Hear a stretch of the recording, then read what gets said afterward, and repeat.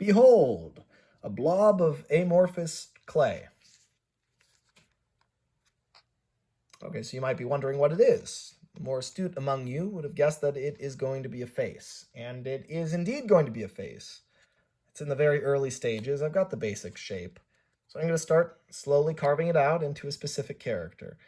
Now, you might be asking, what am I making that requires a face this big? Well, that would be this. A very big engine. Well, more like a mid-sized engine in a large scale. I beg your pardon. I am not mid-sized. I am upper middle-sized. Yeah, sure, buddy. Whatever. Whatever. Don't you dismiss me in that way. You should... Why is it so hard to frown? It's probably all that Botox. It's not all that... I have never had Botox. Not even once. Really? Not even once? Not even once. And don't you sculpt that face in such a manner that implies I've had Botox. It's not my fault that you look that way, James. It's... If I had had Botox, I would have gotten rid of these crow's feet already. So that's proof, right there. I can't believe you just admitted that you have crow's feet. You usually deny that. I admitted nothing.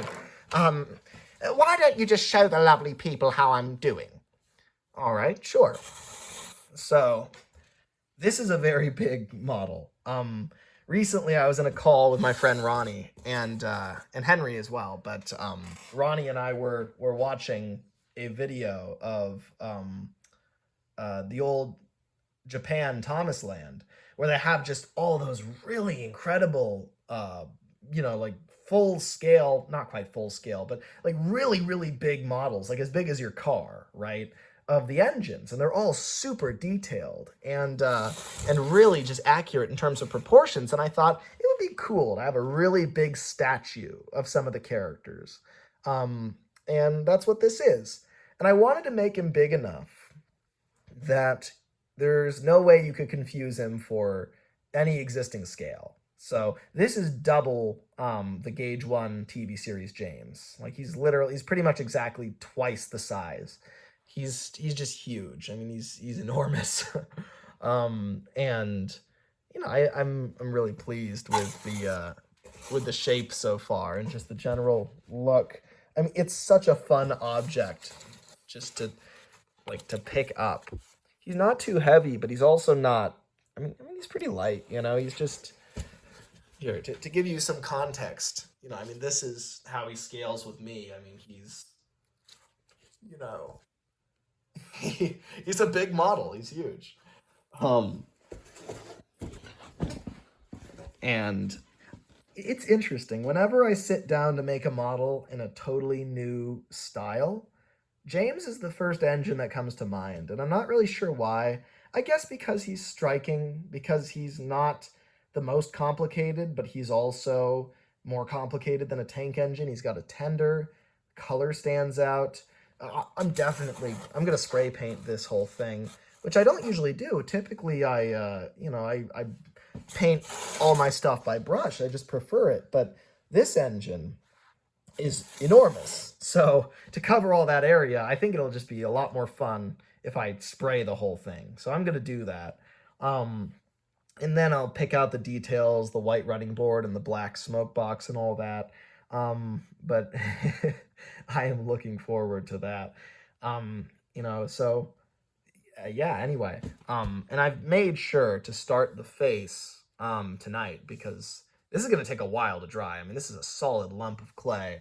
I'm thinking he'll be making this expression exactly. He'll just be kind of looking off into the distance, thinking about how splendid he is. I think that embodies James.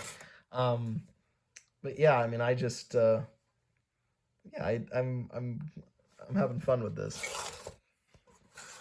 Here's the tender as well. It's heavier than I would think it would be. But this whole chassis component here is like solid cardboard stacked up on itself, so it makes sense.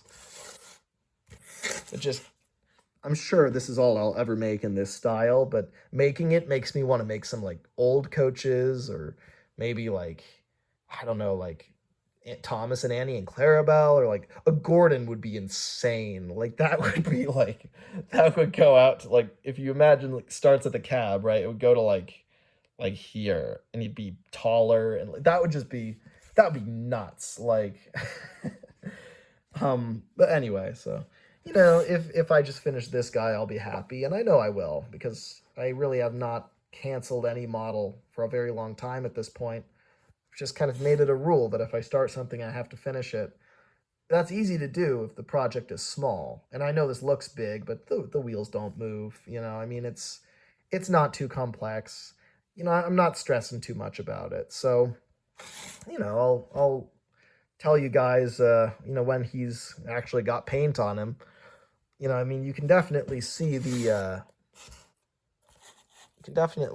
vision already. I mean, that is so cool. It's like I don't really have any reason to make this. I just wanted to make something because I'm back home in California right now for the holidays. And I thought, well, I want to make something, but I don't want it to be something that, like, I feel compelled to use for another project. It's a bit like when I did that useful railway diorama before I left. It's like, it's nice to have something to work on that you don't have to take with you. I don't need this James in my daily life. It's just a cool thing to make. And, I make it for the joy of making it. And I don't really need to bring it with me.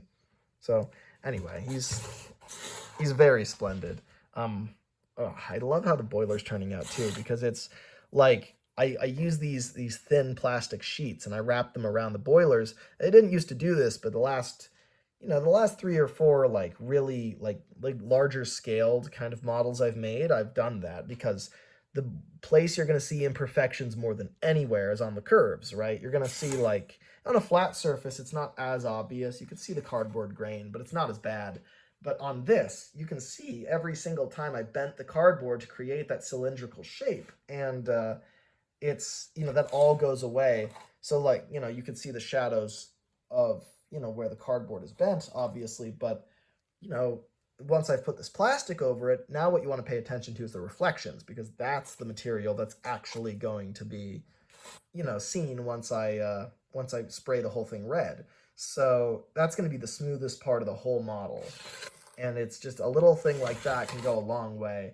You're going to see this seam, but I'm not going to fuss too much about it. I could Mod Podge over that, but then I have to go over the whole thing. It's just going to, you cut your losses. You're like, okay, are you going to have a seam there, or you're going to have the whole thing be kind of patchy?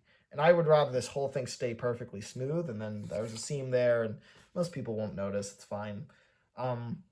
Anyway, so I think that this is this is a cool scale. I thought about going bigger, and I was like, well, no, because the bigger it gets, there's a threshold, right, where you make there's kind of a sweet spot where it's not too hard to model.